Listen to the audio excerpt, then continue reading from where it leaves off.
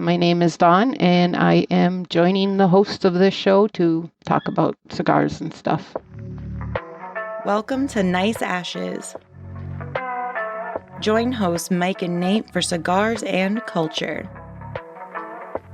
Let's go beyond the smoke.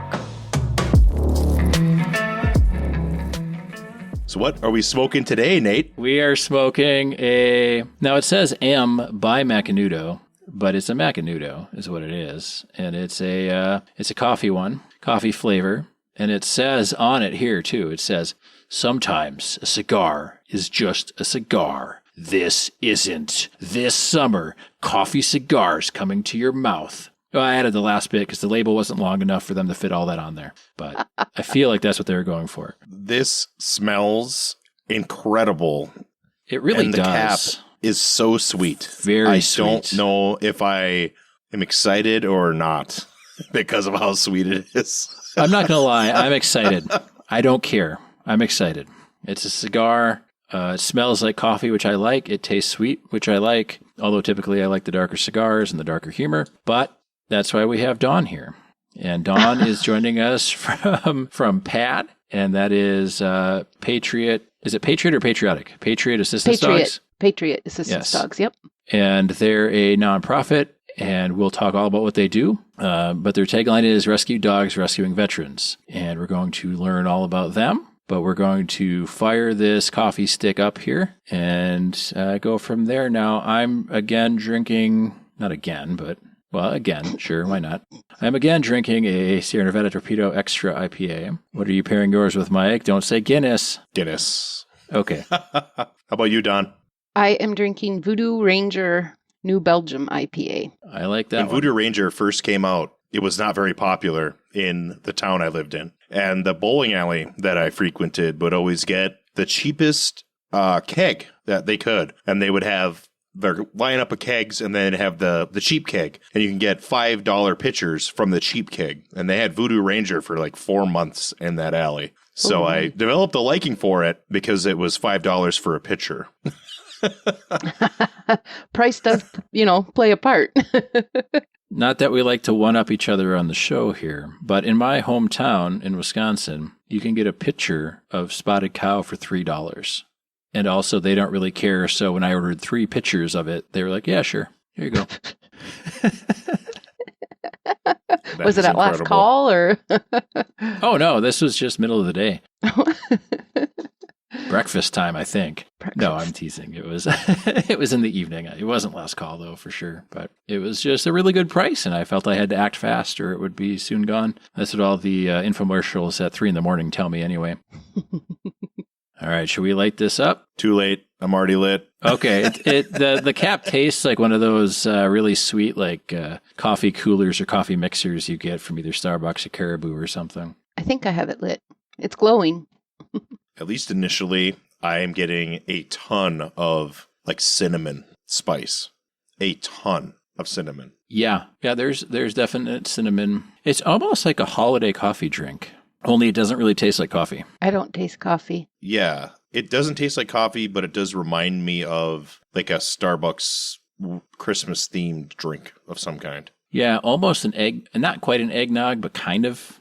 Like coffee, but a little like thicker somehow. If you could take coffee and turn it into a cigar and then smoke it. No, I don't know. You have to flake the beans instead of crush them, I guess. Grind them. I guess so. Use the coffee plant leaves as the binder. All right. Well, if everyone's lit, we've got Dawn from Patriot Assistance Dogs here. And I'm not going to tell you what they do because that's why we have Dawn on. She can tell you better than I could. All right. Well, where and what we are is we are located in Detroit Lakes, Minnesota, and we cover Minnesota, North Dakota, South Dakota, Iowa, and Wisconsin. And what we do is we rescue dogs. Not all of them are rescues. Some are donated for the program or whatever. And then we train them as service dogs for veterans that are living with PTSD, traumatic brain injuries, or other mental health diagnoses. And when we first started, we wanted to go nationwide, but we had such an influx of applications that we couldn't train the dogs fast enough. So that's why we went to that 5-state area for now. Sure. And we started in 2011. It was a retired police detective, Linda, who is still donating full-time, all of her time running the program. And she had raised 23, I think, puppies for Leader Dogs for America, and was running a boarding kennel and for her second career and shelter. And she's looking at these dogs, and there's all these wonderful dogs and no place to put them, and she's not going to euthanize a healthy dog. Well, her husband is a veteran, and she realized that there could be this bond, that the dog helped him with the symptoms that he was struggling with. So she started this nonprofit. And we train service dogs for veterans, and we place them at no cost with the veterans that are living with PTSD, traumatic brain injuries. Sorry. Yep. It's pretty cool. It was a small army of volunteers. I joined in 2013, and now we have 4 full-time employees and a couple part-time, and we moved to a new location and are running a capital campaign to get our kennel built, and can't keep up. It's a good problem to have, though, isn't it? You've got so much demand out there. And yes, we hear from veterans nonstop, and then we just recently certified our 300th team. And by the end of the month, we'll have 307 dogs that we've placed with veterans. So about 180 active, because, from 2011, we've had veterans pass away, and we've had dogs pass away, and they've gotten new dogs. Sure. And so, but that's about how many active dogs we have out in the areas that we serve. Yeah. Well, and we actually heard about you through a veteran. That was going to be a question that I asked you. Where the heck did you find us? Our one listener, Keith, told us about you guys, and I guess he's fostered some dogs for you guys. Okay. Or at least one and everything. Yep. So. Well, I'm glad he did. Yes. And I think he might know Linda more. And there is some other guy he knows from the organization. And we have a very large support from the veterans that we work with, and some very good volunteers. And we try to get the word out there. When a veteran is living in the kind of hell that they are with PTSD, it's when they reach out to us, the level of hope that they have is just astounding. And so we're just working hard to get the dogs out more at a time, faster. Sure. Because it's ridiculous to ask somebody who's living in that lifestyle and asking for help, to wait a year, so yeah, they need help now. Animals can be very, incredibly therapeutic. And I grew up with dogs, currently have a cat. Animals having something else there with you, especially if you're just living alone. Even if you have a spouse or, some kids, like having that extra life force or being there, right? And dogs are always excited to see you and happy. And I can only imagine it's a huge, huge optimism boost. It is. Dogs are incredibly intuitive about human emotions, some more than others. I've had a couple that have just looked at me and like, you're fine, Sure. But the most of them are very concerned about where you are, what you're doing. They want nothing more than to be with you. And they can recognize the change in your heart rate, the change in your breathing, the different things that happen when you start to struggle. And a lot of the veterans, it gives them not only a constant bond with something, it gives them a bit of responsibility. I can't lay in bed all day because I have to take my dog out. Yep. And that makes a difference too. It gives them a little bit of purpose back. You go from saving our country to miserable and alone and out on an island by yourself to having this partner that relies on you and is there for you too. And I cannot explain the difference that I have seen in veterans that have gotten dogs. Some of them can't even go to the grocery store. And these are people, I had one lady that couldn't go to the grocery store, and she ended up getting her dog, and the dog has a funny backstory. But anyway, she ended up getting her dog and was able to move across the country and take her dream job. because she Wow. knew that dog was there. She could go into the store and the dog would alert her, when somebody was coming up behind her. Yep. She could shop, which is huge. Go to a kids event, go see your grandkids. So many things that we take for granted. So we give it back. Yeah. Well, and it's strange to go and when you're fighting for the country, from what I gather and have heard, is, you're out there and you're doing your mission, you're doing your duty, and you're kind of focused on that. You're not so much focused on, what people back home think or any kind of maybe political debate necessarily, because for you, your day is, you wake up, you do your thing in extreme circumstances and at extreme risk to your limbs and life. And then you go to bed and you do the same thing until your tour is done. You come back and all of a sudden there's politics and people arguing about whether or not you should have even been there in the first place, but you had traumatic experiences happen to you, and I don't think that is what our society should be doing with our veterans. I agree. But, dogs don't ask. You feed them and they're happy. You pet them, they're happy, They are, yeah. But then they're always excited to see you. They want to be with you all the time. So what better life could actually a dog have, too, than to be a service dog?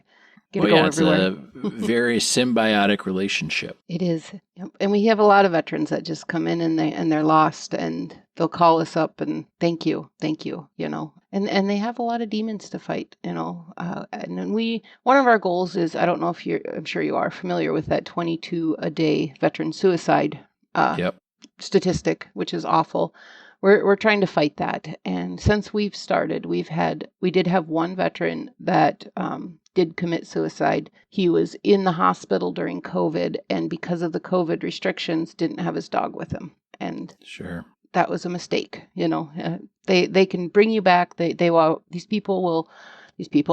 veterans will get lost or have a flashback or, have night terrors at night. And these dogs will bring them back. Hey, I'm here. I've got your six. Yeah. We're here. We're now. You are okay. And it's awesome to watch. That leads into one of my questions, which is, are these certified assistance dogs? So they can bring them into public and all that with them wherever they need to go. Yep, that's an absolutely great question, because a lot of people think, since they're psychiatric based, that they are just emotional support animals. Not belittling that. That's a great thing. But these are fully task-trained service dogs that have full public access by law. And they do tasks like they will interrupt an anxiety attack or a flashback. So if the veteran's in the store and somebody's coming up behind them, or they see somebody that reminds them of something that, triggers a bad memory, the dog will get right up in their face, put on its front feet and tap them like, hey, look at me, you're okay. You're here. You're not over there. You're here. And then if it gets too bad, they can say, take me out, give the dog a long leash, and the dog will lead them right out of the building at the nearest exit. If they are coming up on a corner, a lot of veterans struggle with turning a corner. They don't know what's around that next hallway. The dog will clear. They'll go up and they'll look, and they can tell by the dog's reaction, is there a person there or isn't there? They provide a passive barrier. So if they're shopping and they want to look at, the products, their back is exposed. The dog will do what we call an aft and either stand behind them or lean against their leg and give them a nudge or give them some sort of signal that somebody's coming up behind them. And then they will step in front of the person approaching them in a very passive way and provide that personal bubble of space that they need, to be able to function. They will wake them up from night terrors, just get right up in their face and boop them. My husband is a veteran. He is a shepherd, and he'll give him just this nose boop right in the middle of his face. Like, hey, wake up. You're annoying me, or you're sad. But some of them remind the veterans to take their medication. They'll interrupt road rage. And not all the dogs are good with the road rage, but we do have some that do really, really well with it. And we simulate this. I'll be driving along and all of a sudden I'll just start yelling at whatever, and the dog will come up and put their head on my shoulder or tap me with their foot or, nudge my ear. Unfortunately, they also do it when I sing in the car. So I've stopped singing in the car because apparently that's bad. So you must be into some punk music or something. I don't know. Classic Heavy rock, metal? apparently. It's not the dog thing. I think it's my voice. Sure, and that'll lead up into my second question, which I was wondering. Do you guys specialize in German Shepherds, or do you do labs, or is there some sort of protocol for the breeds that you use? Clearly, certain dogs probably are less appropriate to be a service animal than others. You are very correct. Our favorite breed is mutt. So about right now, the percentage changes, but about right now, 65 to 70% of our dogs are rescued. So you don't really know what you're going to get into, in the mix. And some of them, like shepherds tend to be very intuitive and not as open as like a Labrador who thinks just everybody loves them all the time. And if you pet me, I'm happy for the rest of my life, So we do get a wide variety. The last one that I foster and train for them, and the last one that I had here at the home was a mixture of Belgian and then Dutch Shepherd and German Shepherd. And she was a highly intelligent little girl that had come from, a rescue. She'd spent her whole life in the pound, and everything was a new experience for her, but she picked up on it super fast. And some of the veterans have kind of a desire for this dog looks like this or this dog likes that, but it kind of gets wiped out during the placement class. They'll come in thinking they're going to get this great big huge German Shepherd that looks scary, and they'll leave with this little tiny boxer mix that they absolutely fell in love with. So it's interesting to watch that bond. But yeah, we will take just about any breed. We temperament test them, and when we do that, we check, what are their responses to noise? What is their response to poking at them? And what if I sit down on the floor and I break into tears? What do they do? Do they ignore me? Do they look at me? Do they come up and say, hey, what's up? So we focus more on that than anything else. Age, 1 to 3 years is a good age for the dog to start, because we want them to be old enough to pass their medical check, which includes x-rays, of their hips, their elbows. So we check their heart, their lungs, so that they can serve as long as possible. Just about any breed will do, as long as they're not of a bad temperament. We do get a little pushback from the public on like the bully breeds, or, the more of the protective type breed dogs. And, they make awesome service dogs, but because the veteran is already an anxious person, we try to focus away from that a little bit, unfortunately, because the public views it as, look at the stigma of pit bulls, how bad that was. So people react that way, and then that makes the veteran nervous, So we want to reduce that anxiety that comes with that. Unfortunately, very, very many of them are excellent service dogs. So that was a lot. Yeah, it's crazy because I've never met a mean pit bull, but I know they have that stigma. They do. I haven't met one either. They are incredibly lovable little dogs, but you take any dog and you put it on a chain and forget it's out there, and it's not going to be well socialized, and all of a sudden just behave because you want it to, walk on a leash with you. So it's sad. Yeah, I've met bad dog owners, but I haven't met a bad pit bull. I was going to say, my big one is Rottweilers. They're big and black and scary looking, but I've never met a Rottweiler that was not pleasant and friendly. Mostly farm dogs. In my experience, they're just there to bark and be friendly to people once they know who you are. But I know that people are afraid of them for sure. Well, they look big and scary, and most of them are just these big old lovable smush faces, They just want to be with you. But yeah, they're a deterrent for sure. Most people will get out of a car if they see a lab. If they see a Rottweiler, they might go, no. So. Yes. Yeah, my dog, we get people delivering packages at my house, and they won't get out of the car if my dog's outside, for sure. For sure. They don't get out. Do you have a Rottweiler? Or? No, she's a Purador. So it's a Great Pyrenees Lab cross. And she's black with longer hair than a Lab. And she looks a little off. So she looks kind of like a Rottweiler. And she barks a lot. When somebody's there, she doesn't know. Of course, we mentioned on the previous episode, I know my UPS driver. She tries to get into the UPS truck and leave with him when he's there. If it's somebody that doesn't know her, they definitely are afraid of her. She's significantly bigger than a Lab, but yeah. Yeah, you throw that Pyrenees in there and you're going to get some size. And, that's not a bad thing that they don't get out unless, they know her. So yeah, and the regular post lady, she has treats at the ready. So there we go, right? Right, right. We had a service dog that I know when the UPS driver would come in, and if he was on free dog, which means he's off leash and not vested, he would go up to the UPS driver and he'd give him a treat. Well, within a week, he would wait until the guy set the package down and then reach in his pocket and take the treat. So he was literally pickpocketing the UPS driver. That's great. So do you know how many dogs total you've placed?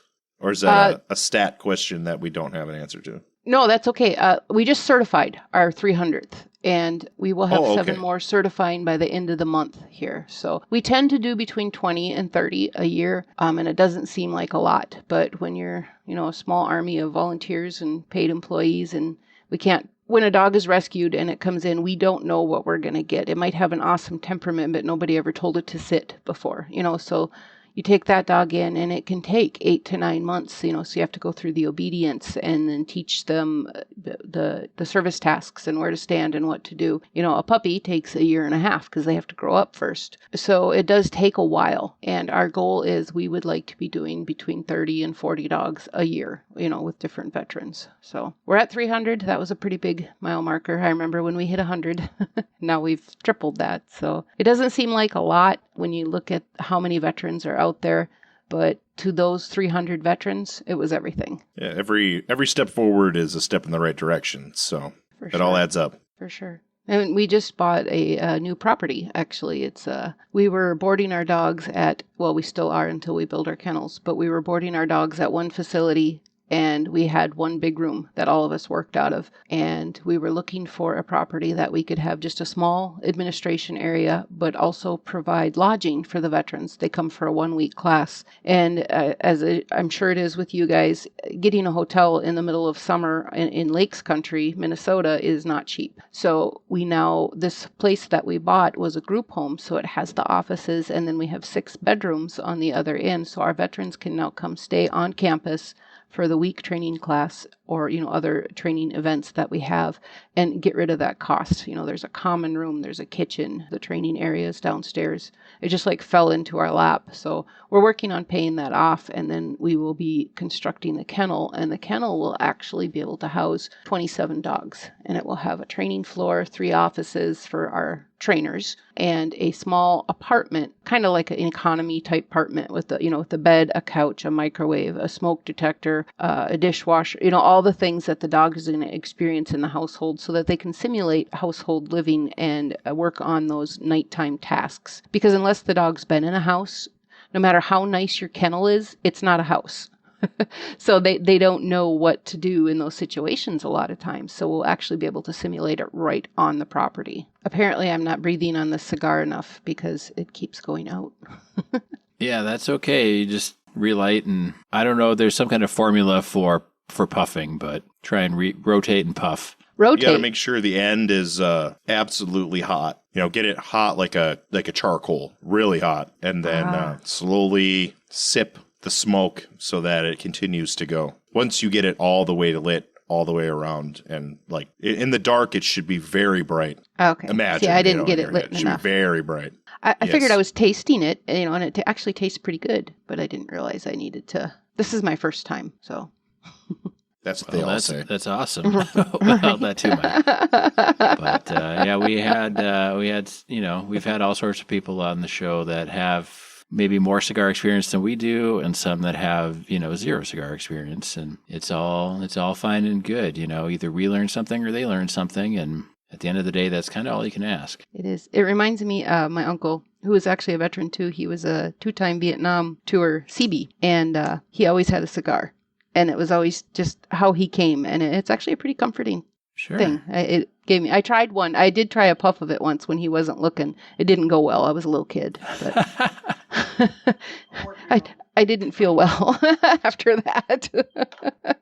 See, about, 2 Christmases ago, my daughter was, 2, maybe 3, and I was drinking some scotch, and she's like, "Oh, what are you drinking, Dad? Is that apple juice? And I want to try some." And I was thinking "Oh yeah, I remember when I was a kid and my parents were like, "Yeah, sure, go ahead, give it a try." And I hated it, right? Because it's kind of an acquired taste. And she drank a sip, and she's like, "That's good. Can I have another sip?" And I'm like, "Oh no." This is not didn't go how I wanted it to. But I can hear that, yeah. Yeah. Scotch is also one of those. My dad drinks Scotch, and he tries to give it to me, but it's not a good thing for me. What did he always tell me? The joke was, if you lick your armpit and taste the Scotch, and the Scotch starts tasting better, you're on the right track. So never tried it. I don't know that I'm flexible enough to try that, but I don't think a lot of people are. He's gonna laugh when he hears that because he did tell me that. Yep.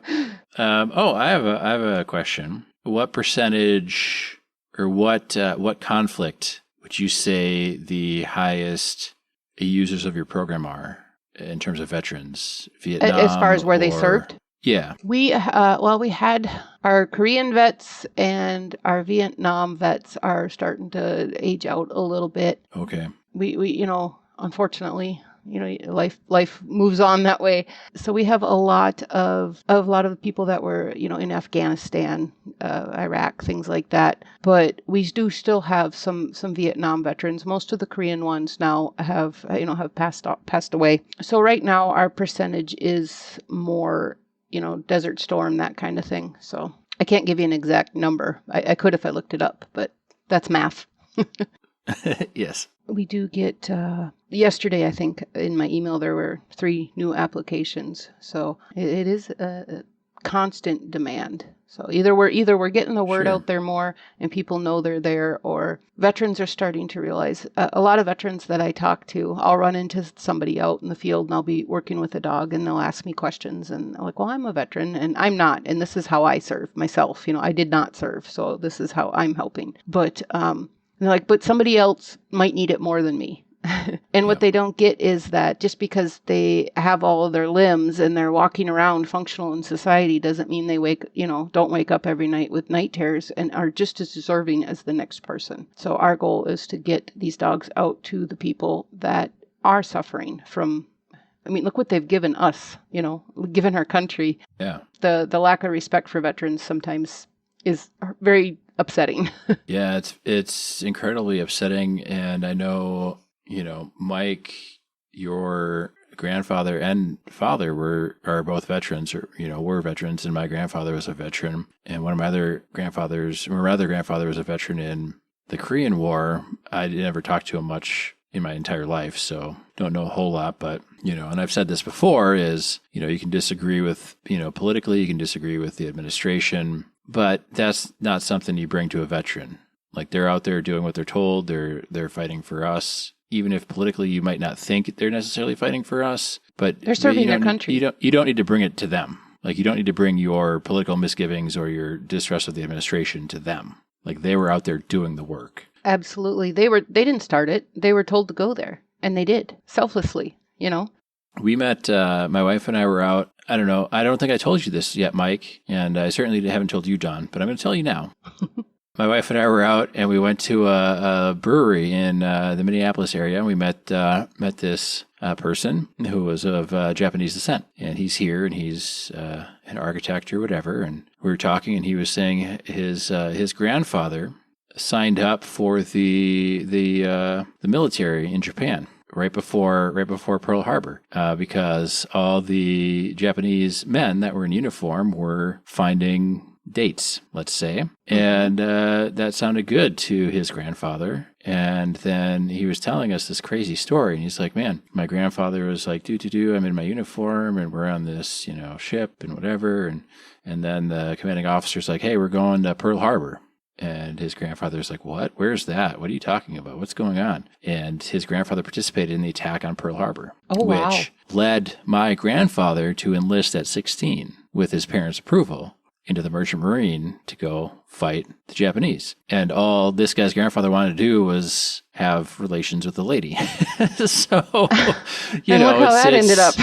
Yeah, well, and so it's not the veterans' fault is the whole point. And it's crazy that, the veterans in the war, like my grandfather never ever kind of got over that Pearl Harbor thing. But, society moves on and the world moves on. And who your enemy was yesterday might not be that tomorrow. And it's very confusing for these veterans because they're told and trained about the enemy. And that's who the bad guy is. And then, a peace treaty or something gets brokered and it's done. Well, then what do they do with all that training that they had, And so I think that it's great to have animals, dogs, what you guys do that are apolitical because they don't read or vote, I guess, right? Yeah. They don't care. Rub my belly, pet me, look at me. I love you, that kind of thing. Yep. So if you are a veteran, though, in the states you mentioned, Minnesota, Wisconsin, North and South Dakota, Iowa? Yep. How would they reach out to you? I see on your website you've got a veterans drop down with a veteran application. Is that the best way, or is there other ways for them to be able to reach out? There are other ways too. Yeah, they can grab that online application. They can either print it or they can fill it out online. It's kind of extensive. We try not to delve too much into their personal life, but we do have to have some sort of qualifications, And then we can, if they call us or if they email us, our email is info at padmn.org. So they can email us anytime that way. They can call us at our office. It's 218-844-6003, and we can send them one in a mail. We can email them. We can do however they want to do it. They can come in person. We don't care, because we have veterans that are very technical savvy and then ones that would rather throw their computer out the window, so we don't care. Well, and I did have a phone call with Linda, and I know which one she is. Yep. Yeah, she, that's actually how I ended up here, because I was an accidental IT person at work, basically. I was the one who knew the most about internet. And so, yes. Yeah, I hear a lot from the other room. Well, my name is Dawn, but we have two Dawns in the building, and so my last name, they call me Hoot because it's Hootmacher, and so I'll hear Hoot, and I'm like, oh, gotta go fix something. So and I don't mind. It's something I can offer, to the program. So sure, yeah. And those links and the phone number will be in the episode description here. So if you are a veteran in one of those states, feel free to click that link, check it out. Please, yes. Exposure. That's what we want. Any veteran out there that's suffering to have help. And the thing is if we can't help them or we can't help them in a timely manner, we will try to help them find somebody that can, or if they are a veteran that needs mobility help. We are not affiliated, but in speaking terms, pass it on type thing with other organizations that can focus more on what they need. If they need a mobility dog, if they need a medical alert dog, different things like that. So, yep, a network of support. Yes, very much. If you're a veteran and need help, reach out to anyone, any organization, almost, right? And they should be able to point you in the right direction. Yes, absolutely. And it's no cost. That's what a lot of people call us. Well, how much is this going to cost me? Nothing. Absolutely nothing. You come here, you stay here at no charge. You can cook groceries, you can grill out in the backyard, you can do whatever you need to do. And when we train these dogs, by the time they're done, we're looking at $20,000 to $25,000 that we've had in these dogs. So we do a lot of fundraising. But when you put that leash in that veteran's hand, or if you have a dog come into their class, like we have about 6 veterans per class that we do, and sometimes a dog will walk in and it'll turn and look at a person and be like, hey, you need me. And during the class week, we have them handle all of the available dogs so we can match best to what they need. But there are very often a dog that will constantly look at one person and we're like, okay, fine. You chose your person, you go with it. Yeah. And it's unbelievable to watch the bond. And by the end of the week, when they go home with this dog, the happiness and the hope, by that time they've gone out we take them out to eat. We take them into stores. We take them over to the EMS and they get to meet a fireman, and he's a veteran himself, the guy we work with, and he will slowly add his pieces of gear so that if, God forbid, a fireman has to come to the veteran's home, the dog knows, hey, this is help, and he gives them treats and stuff like that. They get to check out the ambulance. So the veteran goes home with this whole new life. And it's really crazy, awesome to see them come at the end of the year to graduation and hear their stories. It's earth moving. Yeah. It's crazy how dogs and other animals sometimes just know something, They've got an innate sense for that. that sort of thing. And I think it's great that, and I mean, it's a little kind of sad or maybe depressing to think about, but it's awesome that you guys think about, well, what if the dog does need to help navigate an interaction with the fire department or an ambulance or, any kind of rescue people? What is the dog going to do, or how is the dog going to react? So, well, and some of them, it'll bring out an innate protective, desire where they're like, my person is hurt. yeah. I don't know if you're here to help them or make it worse, and so we try very hard to make sure that they understand that these people are helping. So if they could speak, it would be a lot quicker. We could train them faster, but, they talk in body language and humans don't always understand dog. So that is true. I saw something once where it was, my dog understands several words of English, but I don't understand any barks of dogs. So maybe they're the smarter ones. Right.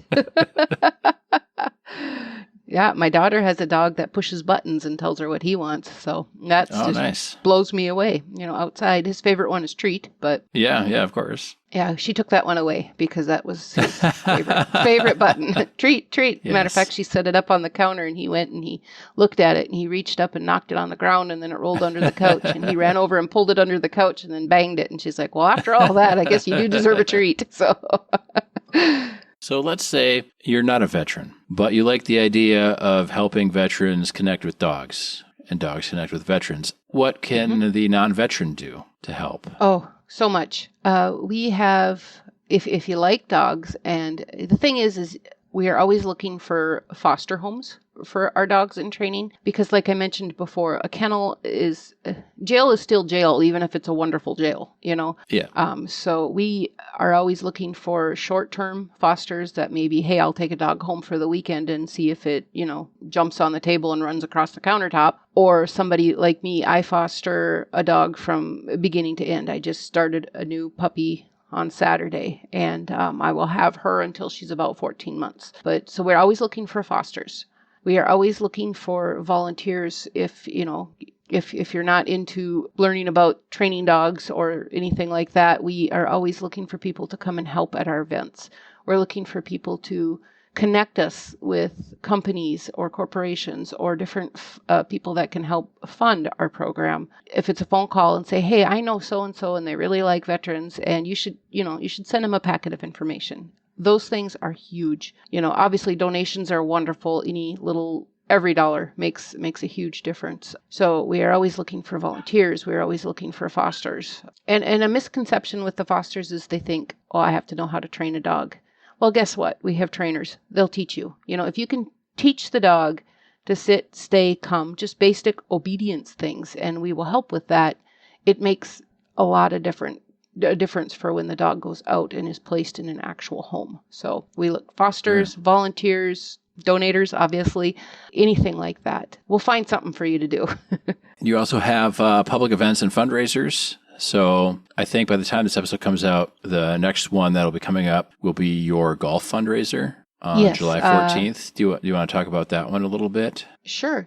We look for business sponsors, like to sponsor a hole, of golf. I believe that is like $100 and your sign gets put up. We're always looking for donations, whether it's gift cards or, physical things that we can give for prizes. And we have like 4-man teams and it's $100 per golfer. And it's a local little course out in Detroit Lakes that is kind enough to host us. It's usually on a Monday, which would be the July 14th. They can come out and golf. They can send us a gift card and we'll use it as a prize. We usually have them there and then they all go out and golf. They come in, we feed them and do our door prizes and our different little games and stuff like that. So that's the next one. In September, we have our graduation. And if somebody really wants to learn about the program, it is, let me look at the date here. It's the end of September. It's a Saturday, I believe the 22nd, but I'm looking it up here on the calendar.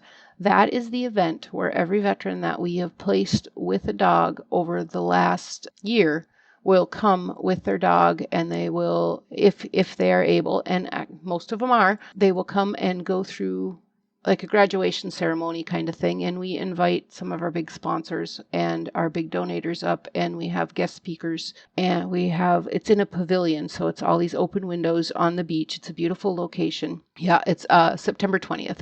So they'll come up, they will get their award, and then they will, shake hands with the board. And, we have games and silent auctions and food and all that kind of stuff. But here is where you see a large group of veterans, most of them with a dog, out in public, interacting with not only other veterans, but other people, and they're happier. They're smiling. You see them come into class before they get their dog, and they're downtrodden. They're fighting this battle, this uphill battle, and then they get the dog and they go home with hope, and then they come back and they've gotten what they needed. And it's not a cure-all, and it's not for everybody. It's not a replacement for mental health services, Sure. but it definitely gets these veterans through the day-to-day. And we've had a lady that never left her home. Everything was brought to her, and she brought her dog home, and she called because she walked around the block. It's and truly, anything helps, and any little progress is still progress. Right. So that event, it's September 20th, and it starts right around 1:00. The doors open, and we have people come in. And if you really want to see what we do, come to that, because that's the thing that shows you our progress, I guess. Sure. And I see you also have veteran-only events for people in your program or have gone through your program. We have veteran-owned classes. Okay. They do have very small, like at the end of the class, potlucks and stuff and things like that.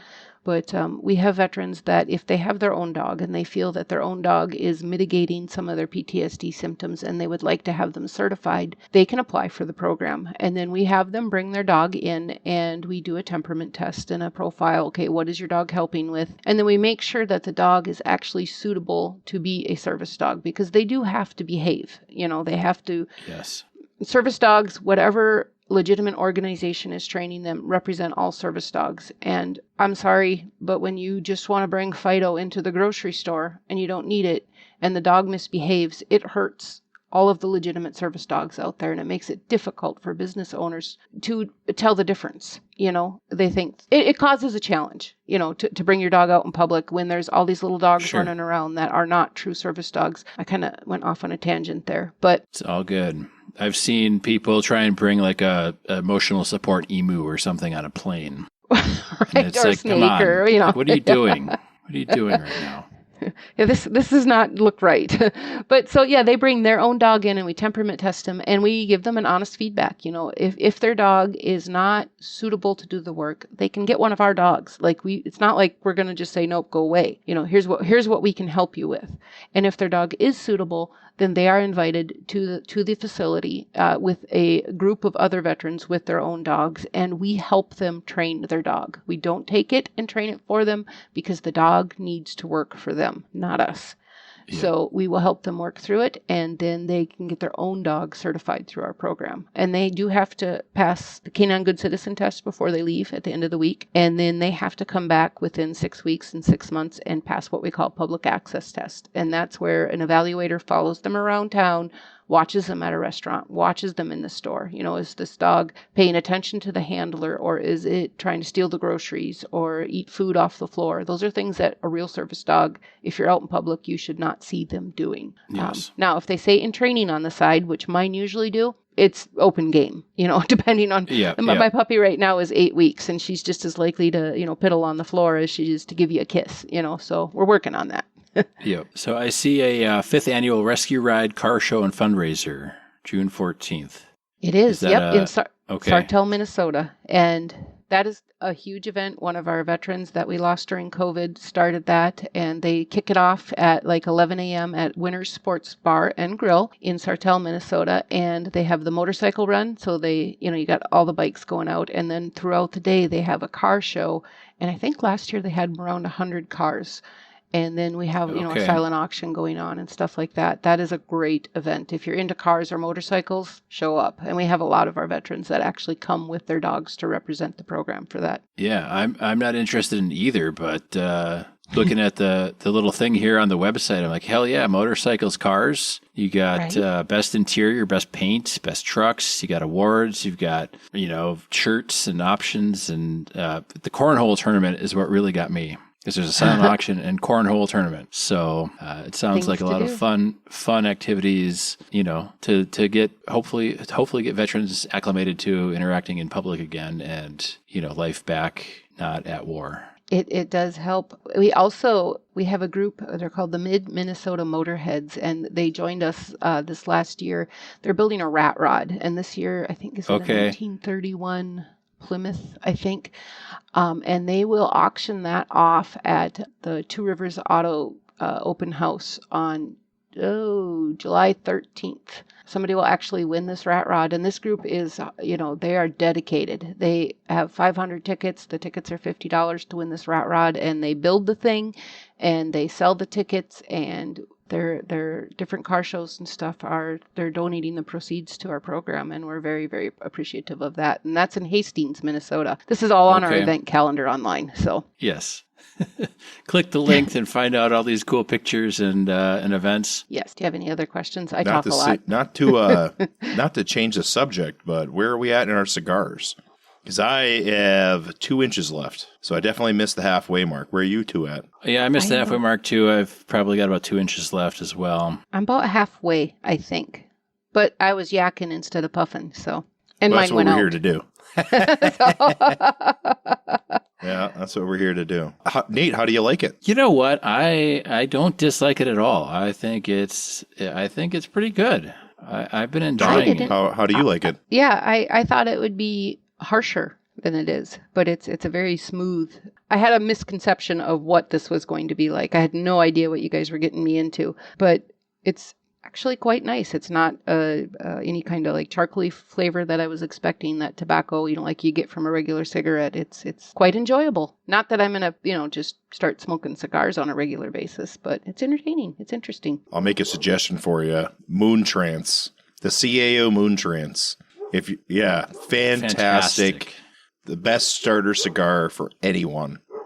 Moon? It's like the wonderful. moon in the sky? Like the moon. Moon Trance. That's the same, Okay. the one, the only. Yeah, it is fantastic. I keep a box in my house pretty much 100% of the time. The only time I don't have less than a box is when I'm working the new one down, basically, because they are just superior. It's insane how good they are. And I would highly recommend buying one if you're going to go to like 4th of July or something. There we go. Now, do you store them somewhere special other than in the little box that you see, come out? Yeah, there's humidors, and you can go, kind of whole hog and get a real nice, wood cedar humidor thing with digital everything and whatever. There's an acrylic humidor that you can get from Amazon for about $16.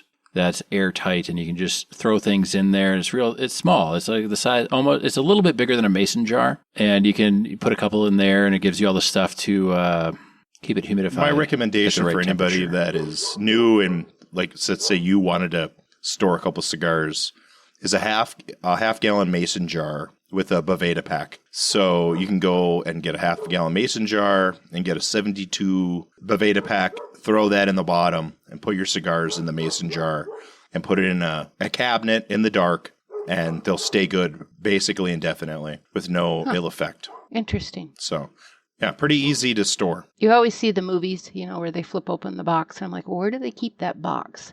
Especially after I went shopping for this cigar, and there was a big sign on the door, only one person in this room at a time. And you go in and it's like temperature controlled and humidity controlled. It's like walking into a jungle sometimes, especially in the winter here in Minnesota. You walk in and your weird. glasses fog up. Because it's supposed to be around 70, 72% humidity, to store these. So in the summer, they'll be fine cigars, in Minnesota. Well, in your house, if you put it in a cabinet in your house, it's going to be temperature controlled. And that's where, like, a mason jar is going to seal in anything that's inside. And then the 72 Boveda pack will keep it at 72 humidification. So it kind of takes care of itself. That's kind of cool. Yep. Yeah, that was an experience. I didn't have to actually go far to find one. And the first guy wanted me to order a whole box. And I'm like, no, you don't understand. I need one for today. But the next guy down the road had them. And I was like, hey, I bought 2 just in case I screwed up the first one. So. And now I've got a second one for some other fun time. Mike and I have found, and most people I think that smoke cigars outside of maybe the golf course find that you can get into a much deeper conversation smoking a cigar with somebody. There's just something about the whole process that kind of facilitates more interesting conversations. I can see that. From what I found. I was a former smoker, and the people that I met walking outside, and just having a conversation because we have a similar interest.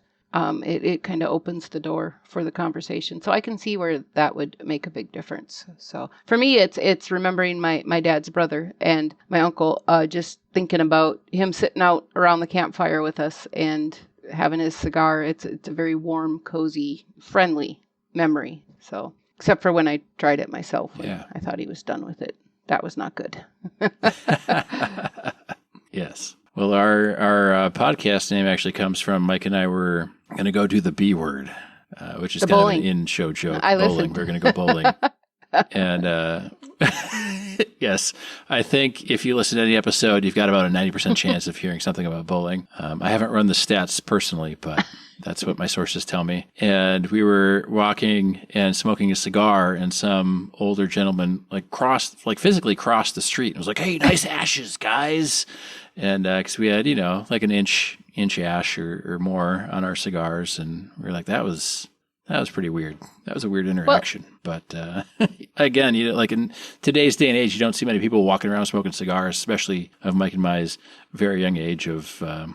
How old were we, Mike? We were like 21. No, right? We were older than that. I think we were in our late 20s at the time. Yeah, we were in our late 20s at the time. I think I had a pink. Did I have a pink Work backpack? With me here. Yeah,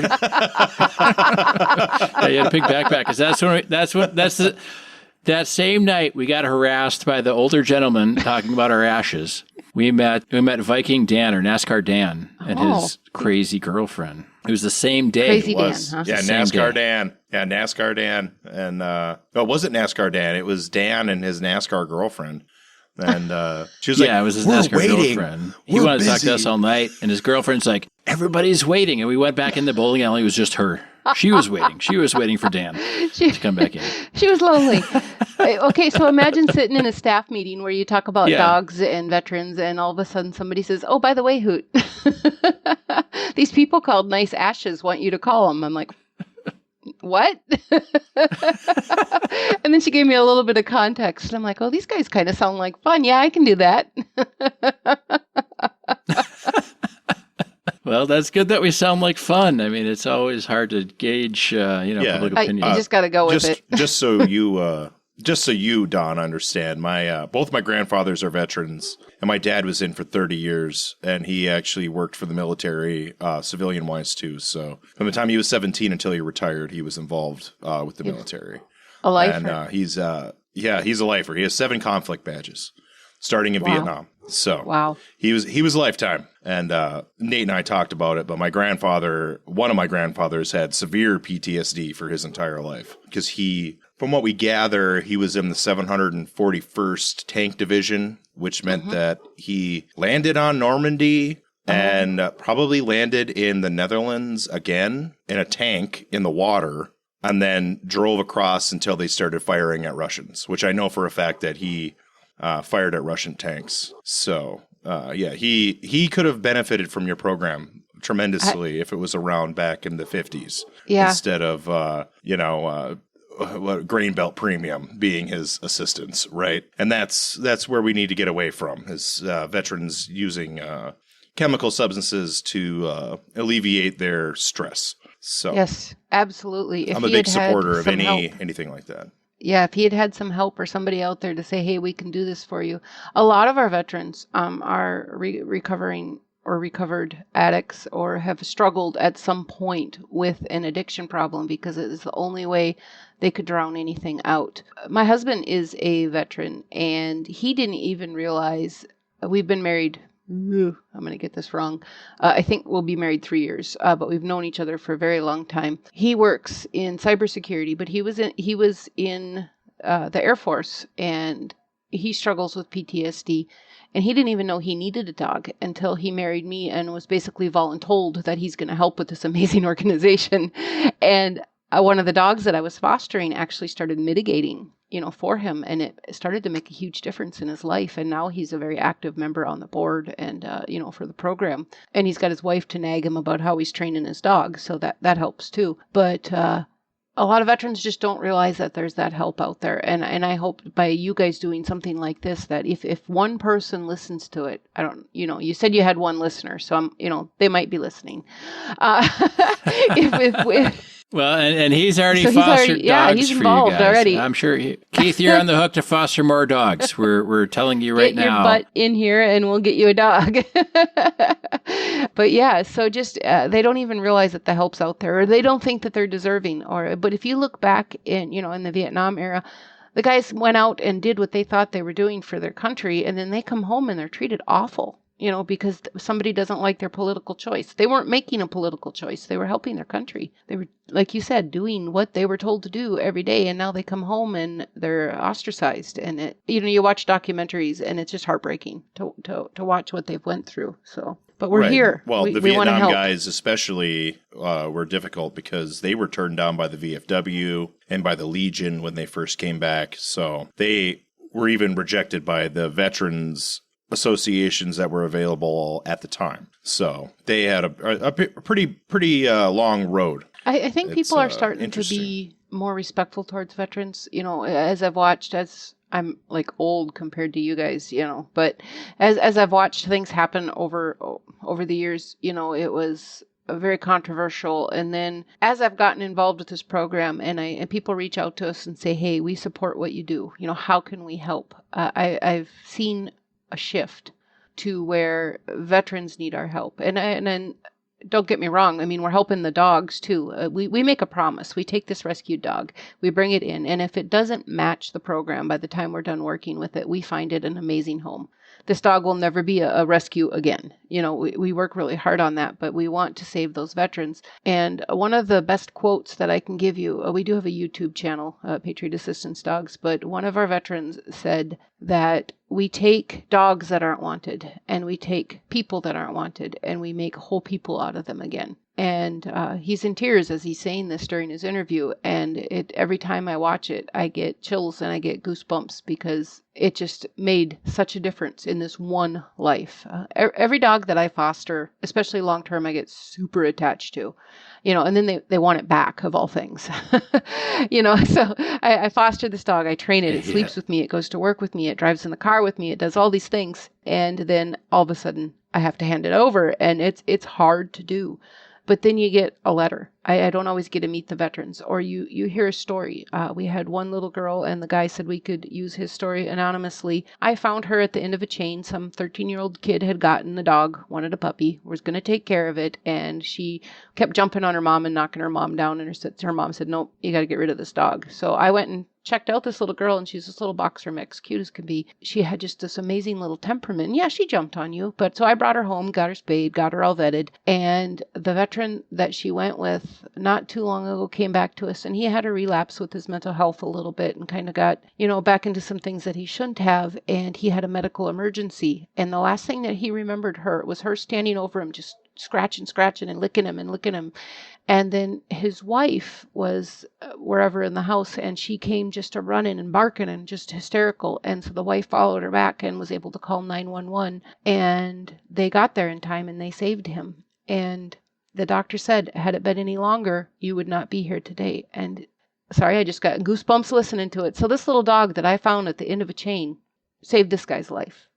So every time I hand a puppy back over, or a dog that I've fallen in love with, which is all of them, and I hear something like that is what makes me bawling my eyes out and begging for a new puppy worth it. And all of our fosters can relate to this. All of our volunteers, all of our trainers, every one of us has experienced something like this, and it just drives your passion to reach out to veterans and make this difference.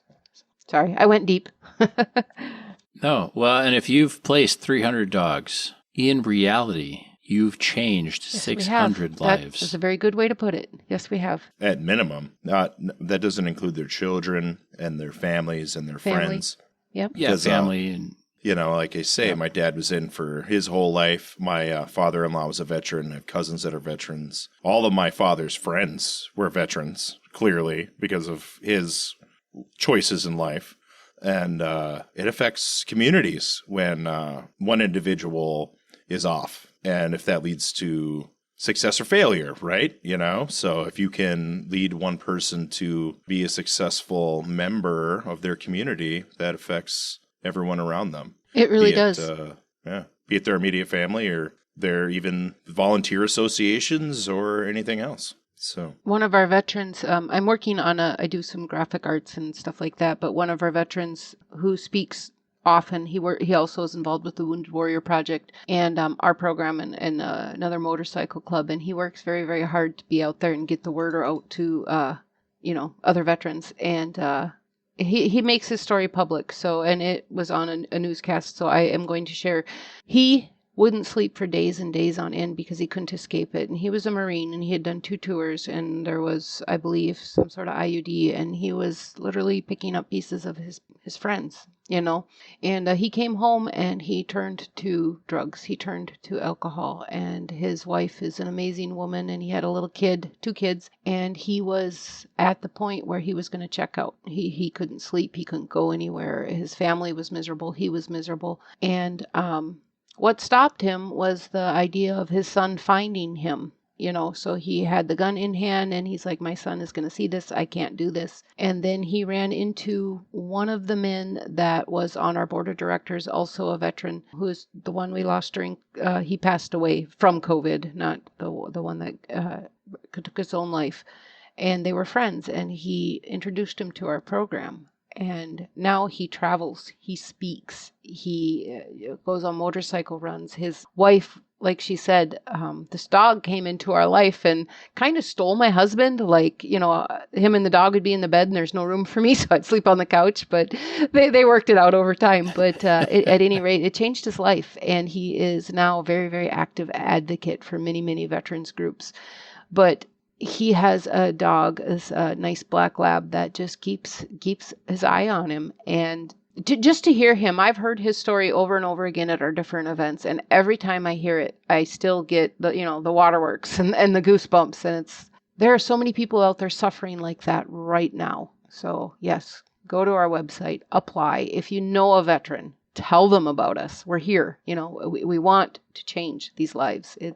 Most of the people, when you work for a nonprofit, you're not in it for the money. I can tell you that right now. What you're in it for is to follow your cause, to complete your mission. And we have a very, very devoted bunch of people that will help and talk to and do whatever we can. And then we have our veterans who mentor our new ones that come in. So it's a very awesome network. Yeah, if you're a veteran and don't have a dog or feel like you need any sort of help, it's so important to reach out. And I think our current society with the newer generations, I think, Mike and my generation is kind of on board. It's maybe a little more hit or miss, but anything younger than, the mid to late 80s babies, that generation is 100% on board with seeking help if you need help. And there's no reason to suffer through something alone because of some sort of pressure or what you think a person should be.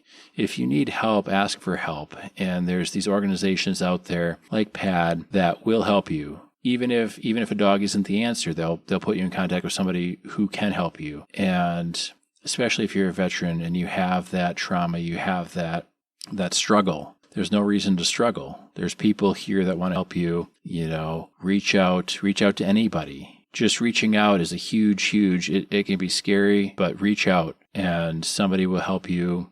I guess in some senses, it's a little tough to have that faith that if you reach out, somebody will help you. But, you've listened to Dawn this whole episode. There's people out there that want to help. And even if it's not what they do, they want to help you find somebody that can help you in the way that you need to be helped. And I think that's the nicest thing about the younger generations is they're all pro therapy. They're pro reaching out for help. They're pro saying, hey, I'm struggling right now. I need some help. I need a mental health day. I need, this is all stuff that has been in existence since humanity's been in existence. It's just not something that's been acceptable in society or culturally until recently, when we've kind of really kind of come to that part in humanity where, you know what, the brain is a crazy powerful thing. And if you can't get it under control, there's people that can help you get it under control. And that needs to happen. Well, it's okay to not be okay and to ask for help, Yeah. It's okay to have strong feelings. It's okay to be upset. It's okay to be angry. It's okay to be depressed. Those things are okay.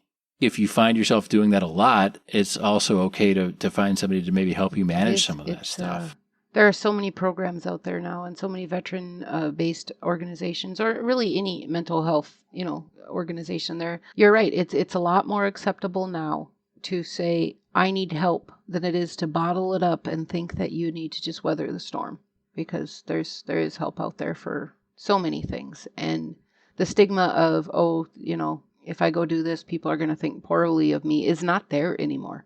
It's good on you, get your help. So yeah, get what you need, make yourself better, and especially for veterans, I mean, they gave so much. Take something back from people that didn't give what you gave, or maybe people that did give what you gave, take it back. And there's a whole bunch of people out there that know the sacrifice that you made and are appreciative of the sacrifice you made and want to help you. Yep. And like I said, I did not serve. And I just, I grew up in the, you go to school, you go to college, you get married, you have kids, and a white picket fence kind of thing. That doesn't always work out, by the way.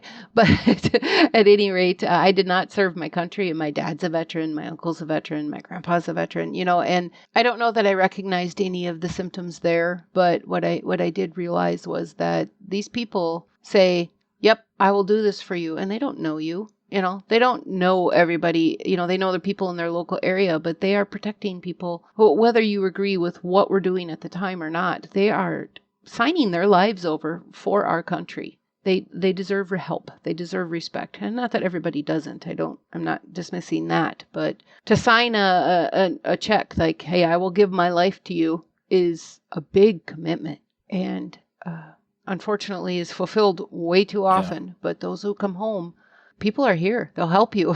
Don't get so deep into it that you can't say, I need help. And somebody somewhere is going to hear you and listen. Yes. Especially if, your friends and family are, let's say, anti-war or whatever. There's a whole bunch of people that aren't.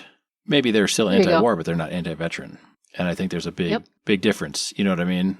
There's a lot of people out there that want to help veterans, that want to help people in general. And when you say, Don, you're not serving your country, I don't think that's true. I think you're serving your country by doing I'm serving those who served with this. that's and to me that's good. I feel like I'm helping, and yes. Our program, it just baffles me all the time. And we're all so devoted, the staff, the volunteers, everybody just throws their whole heart into it. And that kind of camaraderie is pretty amazing, for one cause. And it creates friendships, it creates connections. And then pretty soon that person is connected to this person who knows this veteran, who knows that veteran. And you reach somebody, 100 people down the line, and change their life. And it's crazy. I never dreamed growing up. I used to wanted to train CNI dogs, but I would have had to move across the country when I was like 15, to get involved with it at the time. And then one day I see this woman walking around with this dog, and it's a service dog. And I'm like, where did you come from? And I went in, and since then I think I've fostered and trained like 18 dogs start to finish. And then I've had some just come through the home to check them out. I always did the noisy kid and household test. So that was my house. But you don't know what the dog's going to do. And there's kids and teenagers and cats and other dogs. That's true, yeah. It's interesting to see what will happen. So, well, Mike, I'm done with my cigar. Do you have any other questions for Dawn? I do not. I am also done with my cigar. Rule in the show is when the first person is done, we are done recording, right. Whether or not we want to continue. I will give my thoughts on the cigar. I already rated it. I put it at 3.75. Oh, okay. I thought it was very good. It was not coffee flavored. It was cinnamon flavored. I liked it. Yes. It wasn't complex at all. Very simple cigar, but a little bit sweet. and a little bit cinnamony, not peppery, but cinnamony, and very pleasant throughout. That was weird. Until the end. I thought it was very nice. And, Yes. We praised the flavor change, but it's something when you get a cigar that doesn't have a flavor change. They did some blending on purpose to make that happen, for sure. So I thought it was quite good, and I would recommend it. Yes, I gave it a 3.5, and then Dawn, we do a rating on a 5-point scale with 3 being kind of just mediocre, average, and we've been, since one of our guests was like, why don't I get to rate it too? Now we do guest ratings, so Okay. kind of putting you on the spot. No, that's okay. Because while you were saying that, I was looking at the cigar, and I've almost finished it, and I'm thinking that I have had 2 cigar experiences in my entire life, and the first one was my uncle's that I swiped when I was a kid, and it was not great, so that was a 0. Up to 5, I would say this one is at least a 4 for my second cigar of life. So, well, that's great. I have no idea what they're supposed to taste like or what they're supposed to be, but it was a lot more pleasant than I expected. So, well, that is great. There's a whole bunch of cigars out there, and which one's going to resonate with a certain person is a very difficult thing to kind of try and predict. But that's why we rate all of them and try and talk about them a little bit, at least anyway, in each episode. So, well, the smell alone is kind of comforting. It's not like cigarette smoke. It's a comforting because of fond memories. It's a nice, and smell is one of those things that triggers more memories than anything else, from what I've heard. So it's good. But Mike and I are very happy to have had you on. Again, if you're a veteran or want to help veterans in Minnesota, Wisconsin, North and South Dakota, and Iowa, it's padmn.org, so padmn.org. The link is in the episode description. We've got a link for the veterans. We've got a link for people that want to help or donate. Check them out. If you know anybody that likes golf or cars, drop them a line. They're looking for more people to help out with their events or connect them in support of their events. Absolutely. And our website is actually patriotassistancedogs.com. Our email is info@padmn.org. Just to help you out a little there. But if you have the links, they'll find them, I think. So. Yes. Well, I have to say, I really appreciate you guys inviting us to be on. Like I said, I was a little baffled at the staff meeting when they said I was supposed to call the guy from Nice Ashes. But I've had a very pleasant time, and I appreciate the exposure that you are providing to us. So thank you very much. You're very welcome, and thank you for all that you do for dogs and our veterans. Happy to do so. All right. Check out PAD online in the links. Otherwise, thanks for listening, and we'll catch you next week. Be safe. Have fun. Thanks, guys.